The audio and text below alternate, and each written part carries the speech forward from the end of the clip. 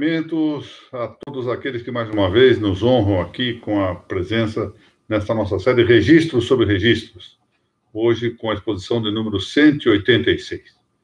Quero agradecer inicialmente ao Dr. Flaviano Galhardo, presidente da ARISP, e ao Dr. José Renato Nalini, reitor da Uniregistral, pelo patrocínio que nos concedem ambos a esta nossa série de atividades acadêmicas. Num momento difícil, em que a Uniregistral e a ARISP, especialmente a ARISP pelo seu presidente, Dr. Flaviano Galhardo, têm de exercer ambas uma atividade importante para a liderança das atividades registrais dos imóveis, num momento, volto a dizer, difícil para a economia brasileira. Em que, por outro lado, se está a ver a grande importância dos serviços, das notas e dos registros públicos para a diminuição, a atenuação dos problemas que vem suportando a população brasileira. E do mundo inteiro, não é? Bom, o tema de hoje diz respeito ao registro do leasing imobiliário. E eu cumprimento a todos aqueles que assistem pela via eletrônica esta nossa exposição.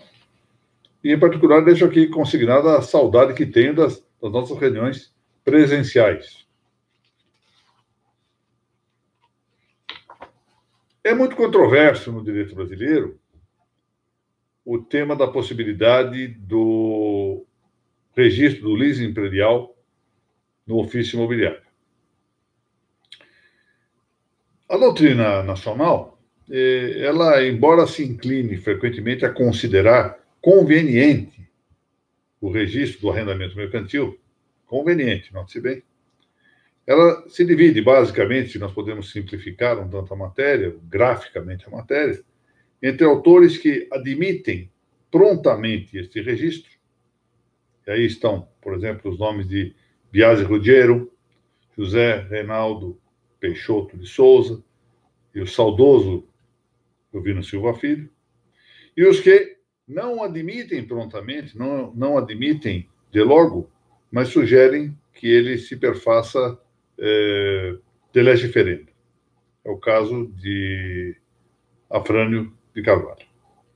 A esse propósito, Jovino Silva Filho, que, volto a dizer, deixou um trabalho magnífico, é um autor, um registrador de grande prestígio, uma autoridade no direito civil, diz ele que, a despeito da posição da jurisprudência pretoriana ser avessa ao ingresso do leasing no registro imobiliário, a jurisprudência pretoriana, em particular administrativa, e destacadamente ele se refere no seu trabalho à jurisprudência de São Paulo, por ser ele um registrador, era ele à altura um registrador aqui do estado Bandeirante, um registrador lá da cidade de Campinas.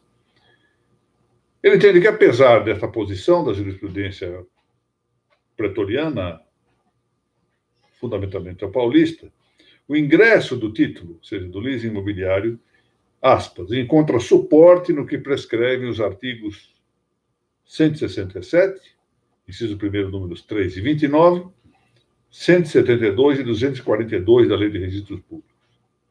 Ainda, prossegue ele, se deixa à margem de discussão o tema da natureza jurídico-real do leasing, porquanto não se recusará, tem a ele, ao menos, transcendência real. Então, ele destaca aqui essa matéria, deixando à margem essa discussão, porque, ao menos, isso não se recusa, o leasing tem transcendência real. Não é distinta de todo, ou, melhor dito, não é diversa a posição adotada por Biasi Ruggiero e José Reinaldo Peixoto de Souza, que aplaudiram as soluções judiciárias naquilo que elas admitiram o registro do leasing, incluindo o leaseback. Soluções essas que tomaram por pilar a norma do artigo 5º da Lei de Introdução ao Código Civil. Esse era o nome antigo, né, desta lei magnífica, de setembro de 1942, até que em 2010 resolveu-se expedir uma lei de número 12.376, só para alterar o nome, a ementa, na verdade, daquela normativa tradicional, de modo que agora a célebre lei de introdução ao Código Civil denomina-se Lei de Introdução às Normas do Direito Brasileiro.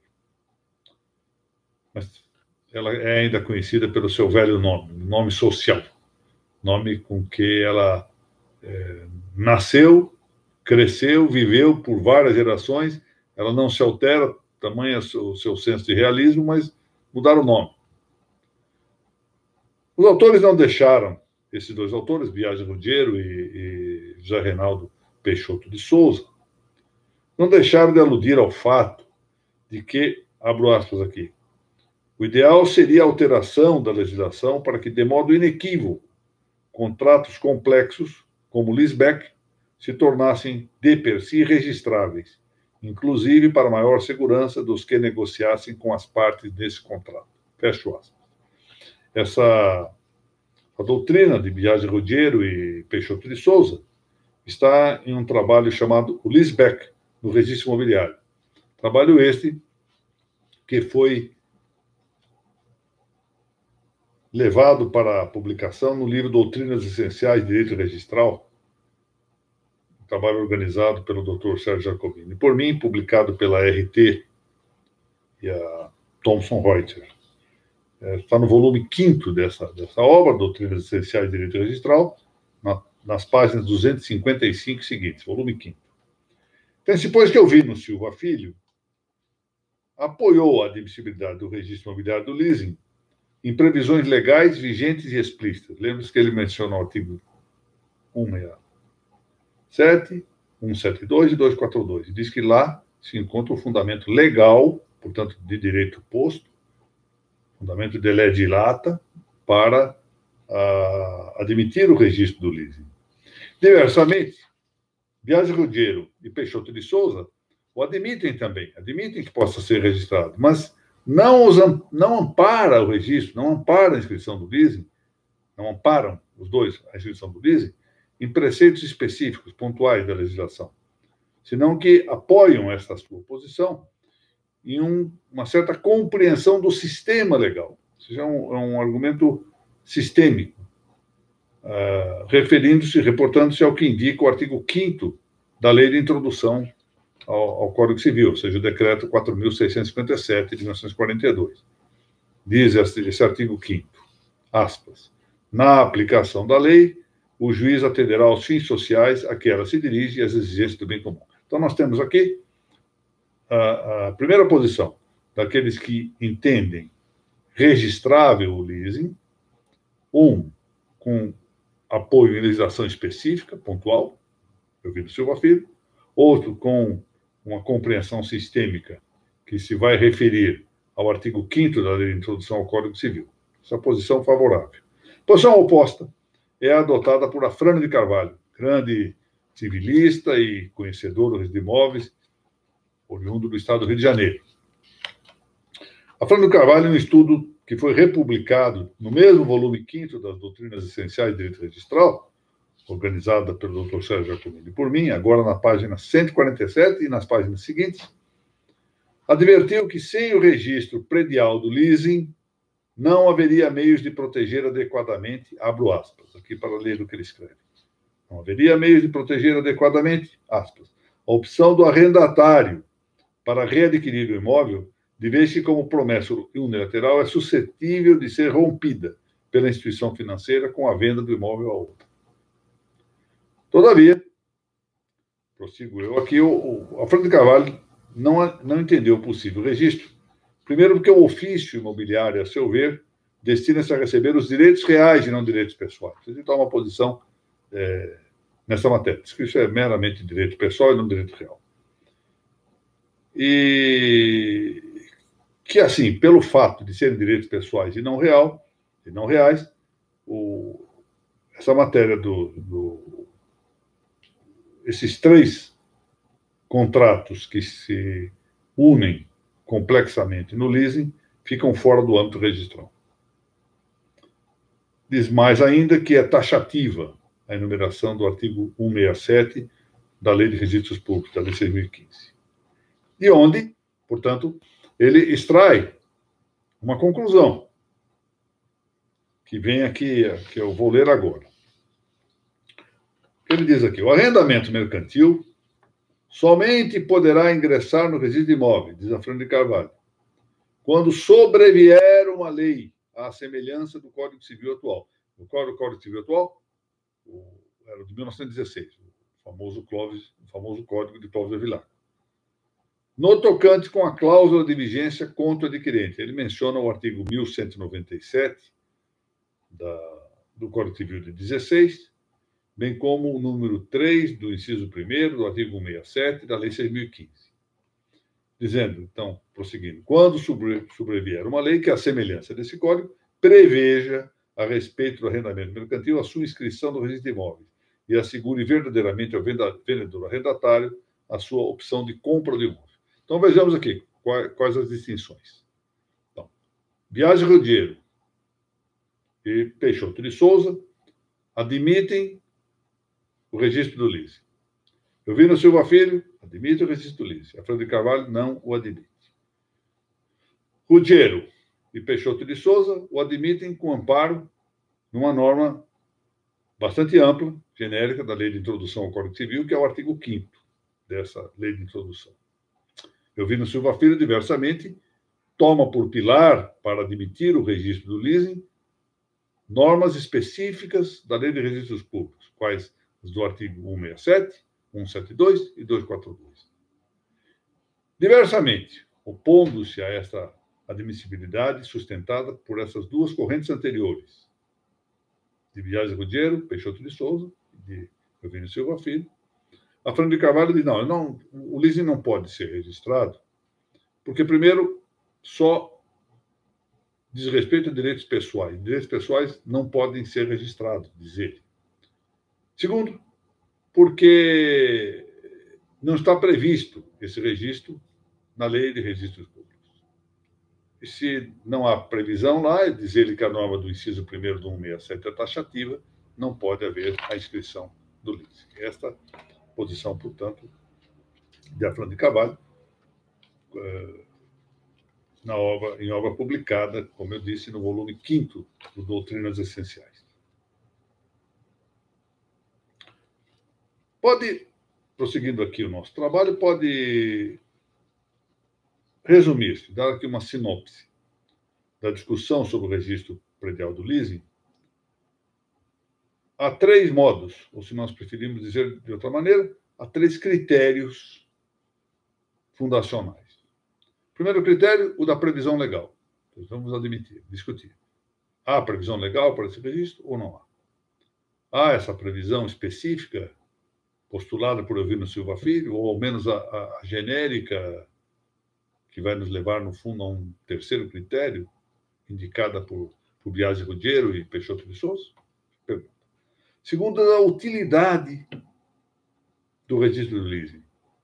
Aqui a pergunta deve fazer-se esta: ou seja, é útil registrar o leasing ou nós vamos registrar inutilmente, sem que haja utilidade para a vida política, para a vida social, para a vida jurídica, para a proteção dos adquirentes, para a proteção dos terceiros, assim por diante. Finalmente, o argumento da coerência sistemática, que, de algum modo, diz respeito à solução adotada por Biagi Ruggiero e Peixoto de Souza. Mas nós veremos, não nesta aula de hoje, mas na exposição do registro sobre o registro número 187, que o argumento de coerência sistemática possui uma outra perspectiva que não foi examinada no trabalho de Ruggiero e Peixoto de Souza. Bom, pelo primeiro desses modos, o da previsão legal, foi que se guiou a Fernando de Carvalho para dizer que de lege lato, ou seja, de acordo com o direito posto, à luz do direito positivo vigente, não seria possível inscrever o leasing no ofício predial. Isso porque, assim ele diz, o registro imobiliário visa a recepção de direitos reais, essa é a posição dele, de par com o acréscimo, ainda a seu ver, de que o rol constante no artigo 167 da Lei 6.015 está em número clauso. Ou seja, em número fechado. Bom, é possível compreender com alguma elasticidade, ou seja, com alguma flexibilidade terminológica, sem demasiado rigor semântico, a afirmação de que o registro de imóveis se destine a receber direitos reais. É muito frequente nós vermos essa afirmação. E a asserção de fontes doutrinárias eminentes, respeitabilíssimas. Mas, no fundo, essa é uma figura de linguagem. Ou seja, digamos que aqui se toma essa afirmação com a figura da antonomásia. Ou seja, o registro de imóveis é, sobretudo, destinado a receber os direitos reais. Sobretudo, mas é uma linguagem figurada a reduzir o registro de imóveis a essa recepção de direitos reais. Por dois motivos, como nós veremos adiante. Portanto, está bem, é uma linguagem que se pode entender por antonomásia, é uma das principais funções dele, se não propriamente receber, mas sim constituir direitos reais no sistema brasileiro, seria isso, certo?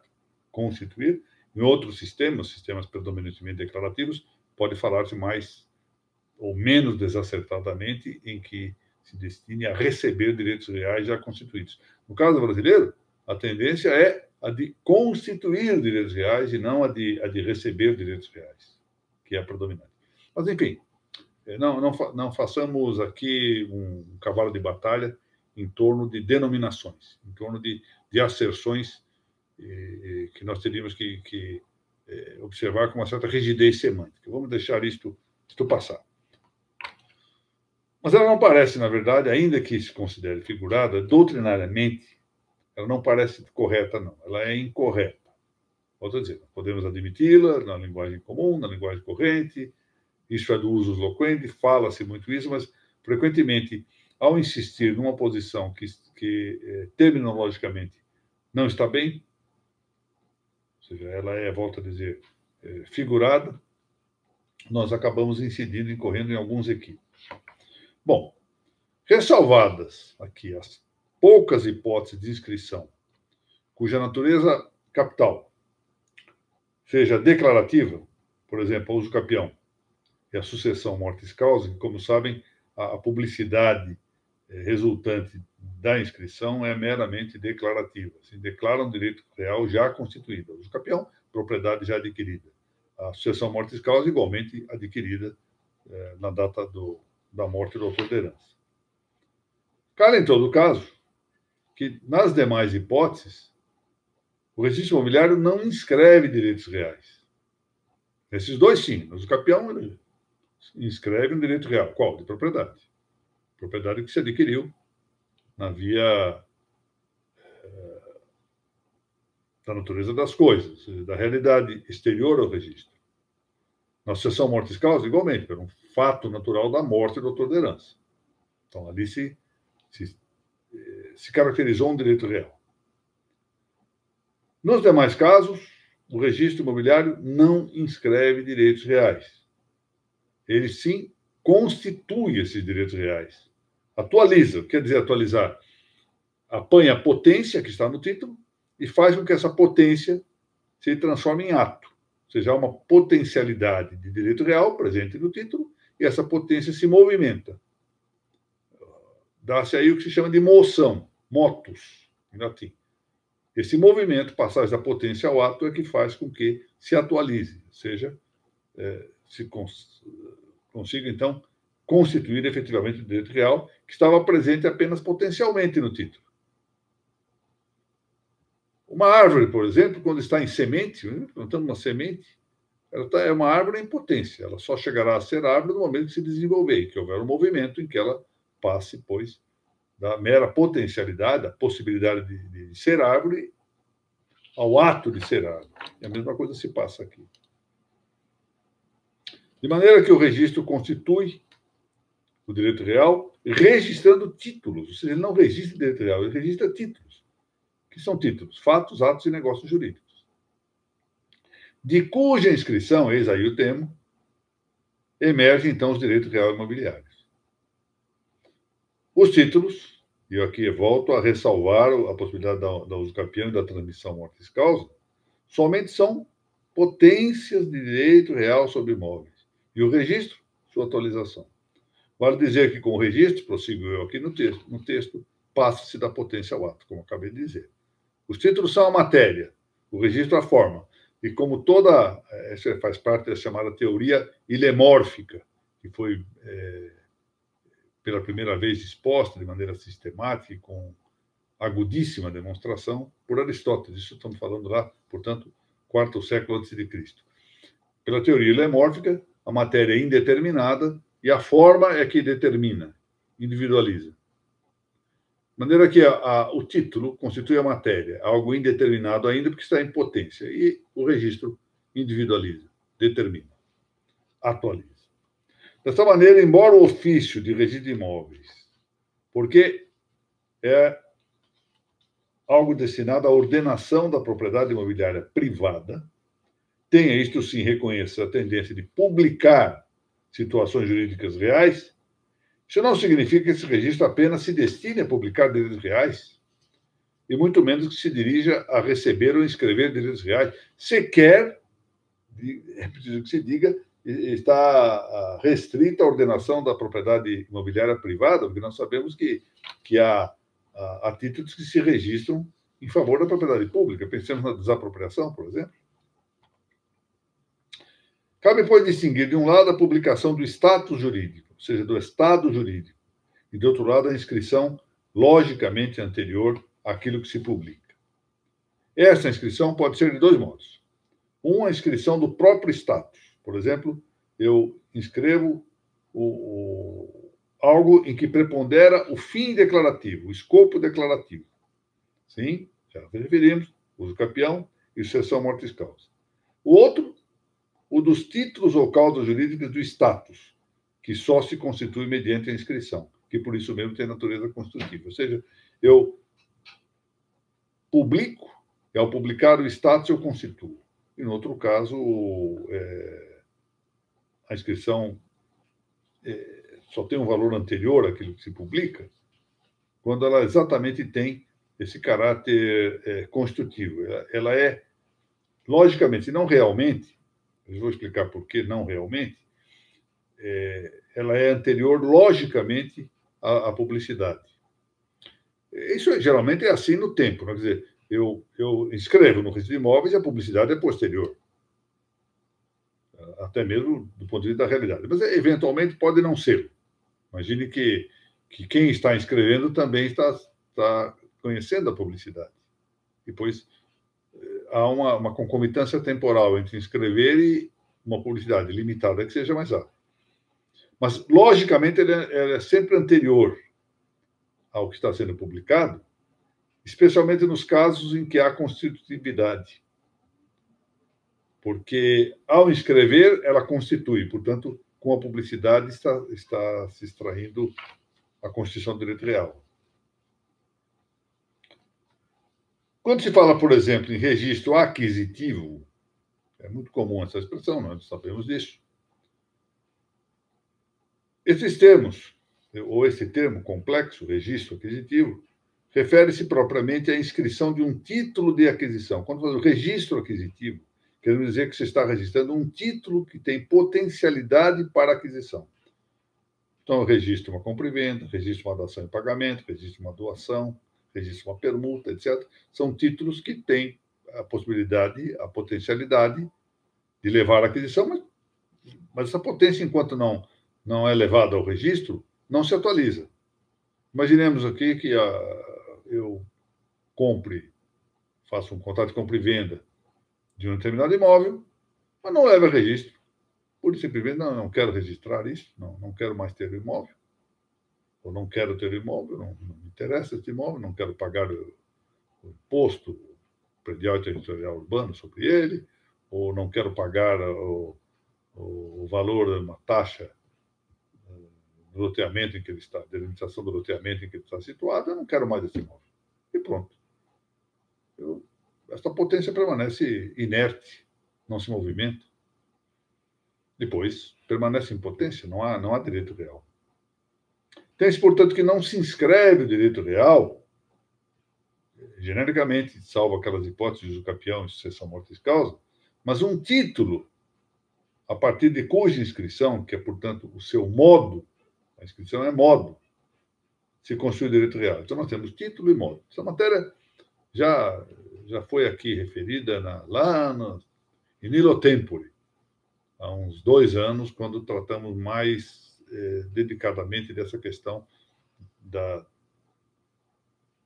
divisão da publicidade, dos efeitos da publicidade. E depois também da inscrição. Exatamente aí vê-se a chave para a solução do nosso problema. Os títulos jurídicos contam-se em número aperto.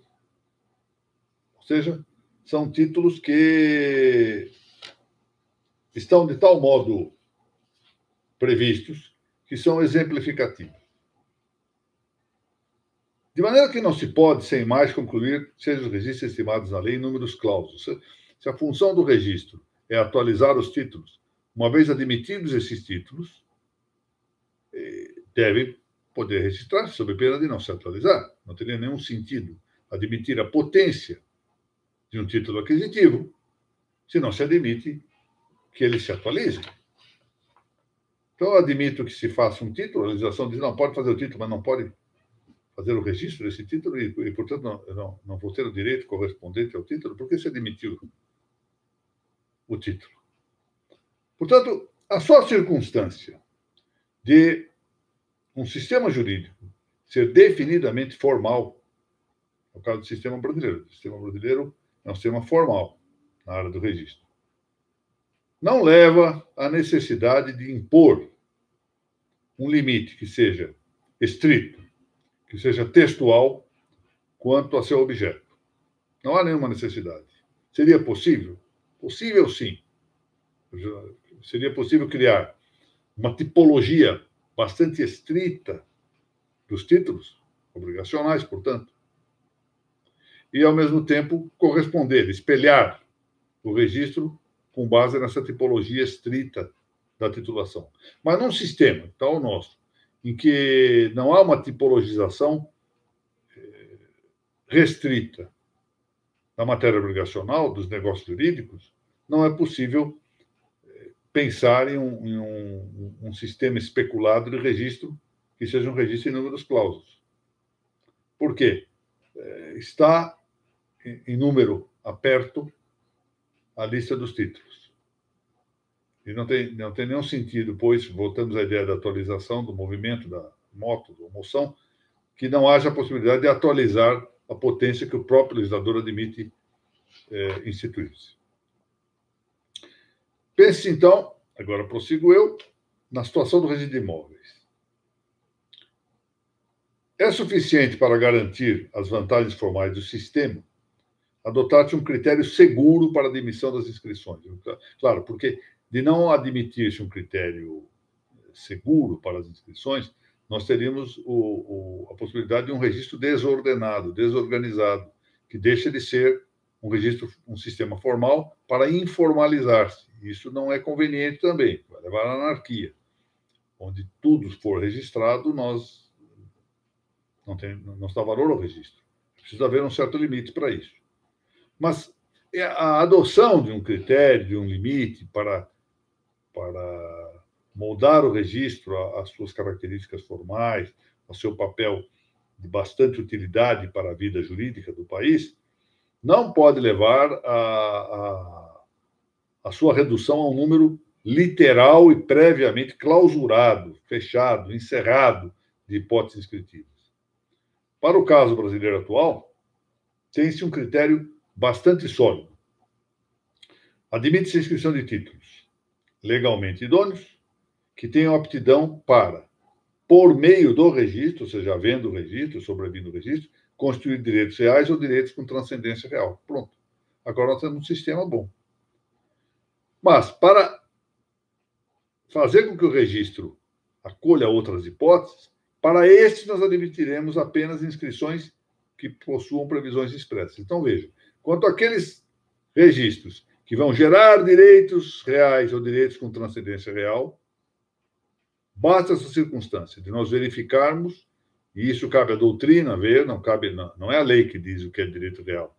A lei pode indicar pistas, cabe à doutrina verificar o que é direito real e o que não é.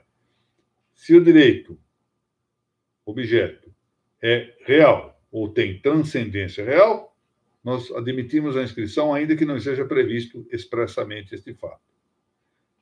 Para os casos em que se trata de direitos unicamente pessoais, por exemplo, estou referindo aqui no texto as citações, a penhora, o arresto, o sequestro, deve haver previsão específica, porque aí, então, não há essa finalidade constitutiva de direito real ou de direito com transcendência real. Muito bem. Já quanto ao segundo ponto de apoio, segundo pilar em que se amparou a Fran de Carvalho, ou seja, a taxatividade do rol do artigo 167 da Lei Brasileira 6.015, se é que já não ficou isso destruído com as posições anteriores, já parece solvido pelas razões aqui expostas, é preciso ver que a observância do princípio da legalidade não é de nenhum modo afetada pelo caráter não exaustivo, não exauriente, que não esgota a relação dos registros estrito sensu. Esse é o tema. O registrador deve seguir o princípio da legalidade. Não há nenhuma dúvida, ele deve observância. Mas isso não significa que a legalidade deva corresponder à exaustão da lista de registros previstos no inciso 1º do artigo 167. Aliás, isso se quebra logo a seguir, quando a mesma doutrina que sustenta, a jurisprudência pretoriana, em alguma parte, que sustenta o caráter taxativo da lista do inciso 1º, do artigo 167, sustenta o caráter enunciativo, meramente exemplificativo, da lista do inciso 2º, do mesmo artigo 167 da Lei de Registros Públicos. Então, ou seja, quando é um caso, adota-se o critério da legalidade estrita. Quando é no outro caso, adota-se um critério livre e no primeiro caso diz que isso é exigível pelo princípio da legalidade e no segundo já não se considera mais esse princípio da legalidade. Portanto, nós temos que considerar o tema central, que me parece aqui a clave do tema, é que as inscrições se referem a títulos. E os títulos, a lei em vigor, o sistema brasileiro em vigor, a normativa nacional, prevê que estejam em número aberto. Assim, de não haver previsão legal expressa, concluo aqui a aula de hoje, de não haver previsão legal expressa no ordenamento jurídico vigente, não pode, por si só, extrair-se o impedimento ao registro imobiliário do LIS. Na exposição da semana que vem, vamos ver um pouco mais destacadamente a posição de Elvino Silva Filho. E aqui eu darei, finalmente, a minha opinião concordante. Por agora, eu quero tornar a agradecer ao presidente da ARISP, doutor Flaviano Galhardo, ao reitor da Unregistral, doutor Zé Renato Nalini, ao competente serviço técnico e ao serviço administrativo da Unregistral e da ARISP, agradecer a todos aqueles que dão atenção a essas nossas exposições, nos acompanham aqui, isso é um motivo de muita satisfação para mim. Excusar-me não só da precariedade desta aula gravada em minha própria casa, e que não pode comparar-se com a excelência da gravação que se produz na sala própria, muito bem montada, da Unregistral para o estúdio da Unregistral, onde essas aulas são habitualmente gravadas, e, ao mesmo tempo, dizer que provavelmente terão ouvido aí o som de fundo do Joaquim, meu netinho mais novo, que, felizmente, está aqui durante essa temporada de isolamento total, isolamento horizontal, está aqui em casa dando-me a alegria de, pelo menos, a convivência com o neto. Se for por esse sentido, estou de pleno acordo que vai isolamento o resto da vida. Ter um neto à disposição 24 horas por dia é a coisa que todo avô quer, não é? Muito obrigado a todos e até a semana que vem, se Deus permitir.